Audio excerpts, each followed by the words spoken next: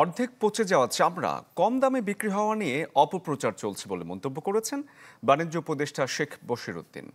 রাতে পুরান ঢাকার পোস্তা এলাকা ঘুরে ক্রেতা বিক্রেতাদের সঙ্গে কথা বলেন তিনি। গেল বছরগুলোর তুলনায় এবছর চামড়ার দাম বেশি আছে বলে তিনি দাবি করেন। তিনি আরও বলেন, লবণবিহীন চামড়ার ন্যায্য মূল্য না পেলে এতে সরকারের কোনো দায় নেই। প্রধান উপদেষ্টার পরামর্শে এই বছর চামড়া সংরক্ষণ এবং মজুতের ব্যবস্থা নেওয়া হয়েছে বলে জানিয়েছেন বাণিজ্য উপদেষ্টা।